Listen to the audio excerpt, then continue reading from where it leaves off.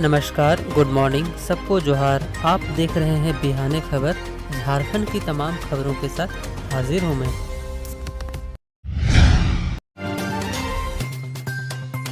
Lockdown 4 के लिए झारखंड सरकार ने जारी की नई गाइडलाइन, जिसमें सरकार की ओर से कंटेनमेंट जोन के बाहर के इलाकों के लिए कई तरह के छूट दिए गए हैं। झारखंड में लॉकडाउन 4 के अनुसार कंटेनमेंट जोन से बाहर के इलाके के औद्योगिक क्षेत्रों में औद्योगिक कामकाज शुरू होंगे।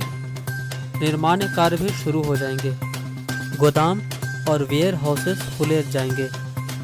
लॉकडाउन 4 में हार्डवेयर दुकानें, निर्माण कार्य संबंधी आइटम्स की दुकानें, स्टेशनरी सामान और किताबों की दुकानें, साथ ही टेलीकॉम कंपनियों के लिए रिटेल आउटलेट खुले रहेंगे। इसके अलावा इलेक्ट्रॉनिक आइटम्स जैसे रेफ्रिजरेटर, एसी, कूलर्स आदि की दुकानें भी खुली रहेंगी।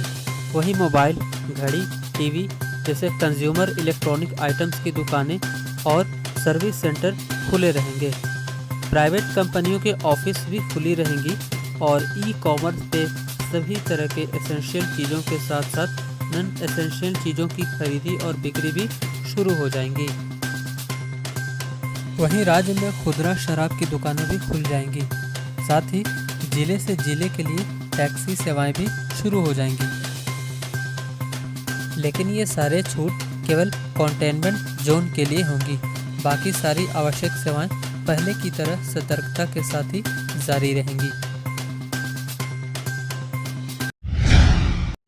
औरैया हादसे में मारे गए झारखंड के श्रमिकों के शव को ट्रक से बदइंतजामी से भेजे जाने की शिकायत पाकर सीएम हेमंत सोरेन ने यूपी सरकार की कड़ी निंदा की है। हेमंत सोरेन के हस्तक्षेप से शवों के झारखंड की सीमा पहुंचते ही विशेष वैन से मंगवाकर परिजनों को सौंप दिया गया।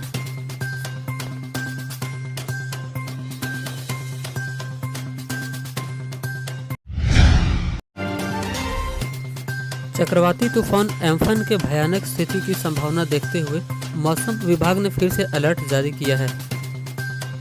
चेतावनी जारी कर बताया गया है कि राज्य में तेज आंधी के साथ बारिश के भी आसार हैं, जिसका असर समूचे झारखंड में हो सकता है।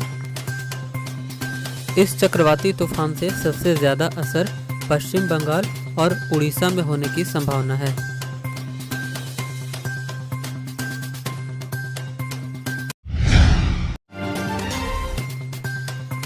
दुमका से 2 साइबर अपराधी हुए गिरफ्तार। दुमका पुलिस ने गुप्त सूचना के आधार पर मिली जानकारी पर कार्रवाई करते हुए 2 साइबर अपराधियों को गिरफ्तार किया है। पुलिस ने इन दोनों अपराधियों के पास से 2,47,000 की नकद रकम के साथ एक लैपटॉप, अलग अलग बैंकों के 7 एटीएम कार्ड और पासबुक तथा एक मोटरसाइकिल भी बरामद किया है। मामले की जानकारी दुमका एसपी श्री अंबर लकड़ा ने मीडिया को दी। गैंग भी इसके पीछे सक्रिय है, इसके पीछे गैंग है और ये तो यंग लड़के हैं।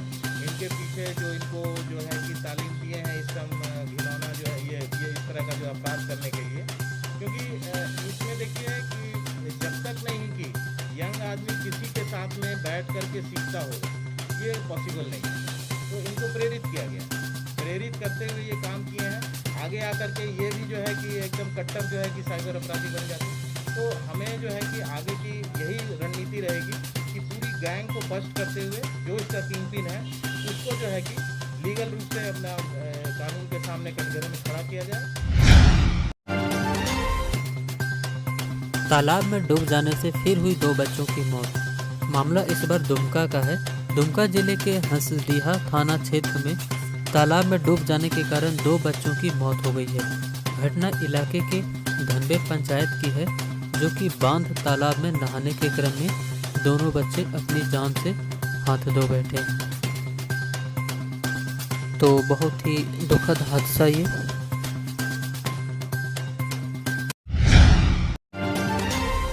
राजस्थान से झारखंड लौट रहे 27 प्रवासी मजदूरों जिन्हें खूंटी पहुंचना था, वाहन चालक की गलती से हजारीबाग पहुंचा दिए गए। मामले की जानकारी मिलने पर भाजपा सांसद अर्जुन मुंडा ने संज्ञान लेते हुए इस संबंध में खूंटी उपायुक्त को मजदूरों को खूंटी पहुंचाने का निर्देश दिया।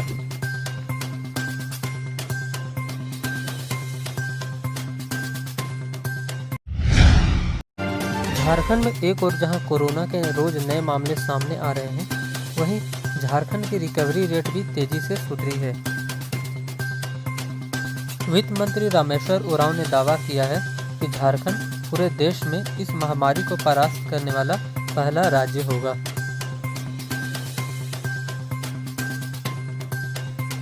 बीते दिन सीएम हेमंत सोरेन ने भी कहा था, झारखंड में कोरोना नियंत्रण में है।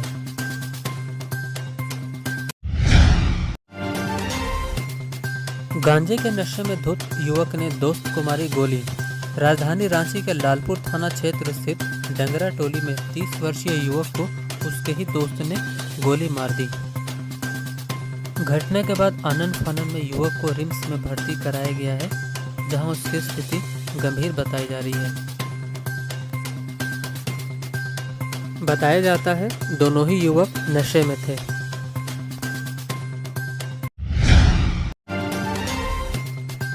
गोड्डा हुआ कोरोना मुक्त।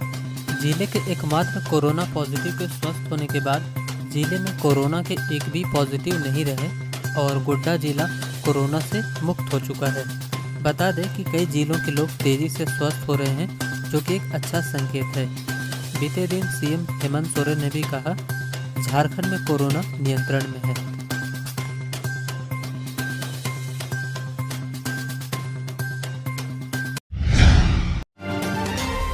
झारखंड में बैंकों की एक राज्य स्तरीय समिति SLBC ने कोरोना आपदा से निपटने हेतु राज्य सरकार को 20 लाख रुपए की सहायता राशि प्रदान की है।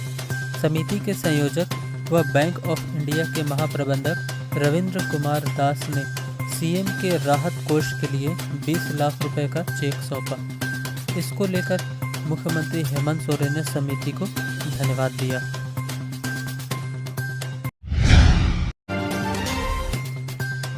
श्रम मंत्री सत्यानंद भोक्ता ने कहा है कि बाहर से लौटे श्रमिकों को राज्य काम देने में पूरी तरह सक्षम है और बहुत जल्द उन्हें सुनियोजित तरीके से रोजगार उपलब्ध कराया जाएगा। फिया फाउंडेशन द्वारा स्थापित फैसिलिटेशन सेंटर से मजदूरों को उनके डेटाबेस के आधार पर काम उपलब्ध कराया जाएगा, ताकि उन्हें राज्य से बाहर न जाना पड़े।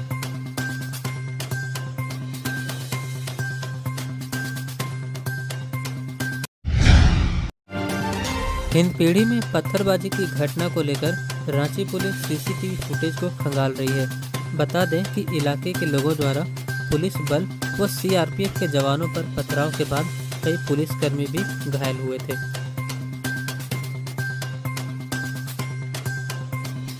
रांची के पुलिस अधीक्षक अनीश गुप्ता ने स्पष्ट किया है कि दोषियों को बख्शा नहीं जाएगा।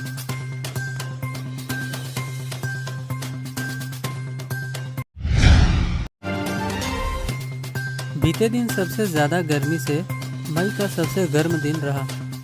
सोमवार को राजधानी रांची का अधिकतम तापमान 37.8 डिग्री सेल्सियस रिकॉर्ड किया गया।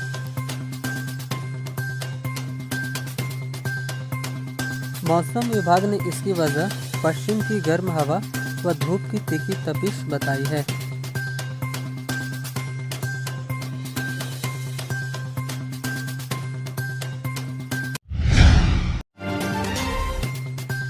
राजधानी रांची के रिम्स हॉस्पिटल में किडनी ट्रांसप्लांट करने का रास्ता साफ हो गया है, यानी 60 सालों के बाद अब रिम्स में भी किडनी ट्रांसप्लांट की जा सकेगी। रिम्स में सोमवार को नेफ्रोलॉजिस्ट के जुड़ने के बाद रिम्स का निदेशक DK सिंह ने कहा, बहुत जल्द इसकी व्यवस्था शुरू की जा रही है।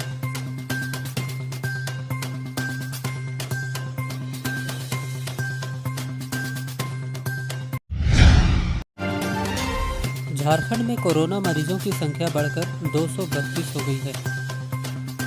बीते दिन 8 नए मरीज सामने आए।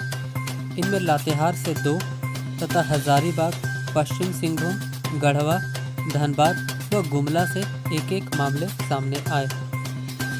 हालांकि झारखंड में कई लोग कोरोना से स्वस्थ भी हो रहे हैं। बीते दिन जामताड़ा भी कोरोना से पूरी तरह से मुक्त हो गया। जामताड़ा में स्वस्थ हुए शख्स को फूल माला पहनाकर अस्पताल से विदाई दी गई। सुनिए शख्स ने क्या कहा।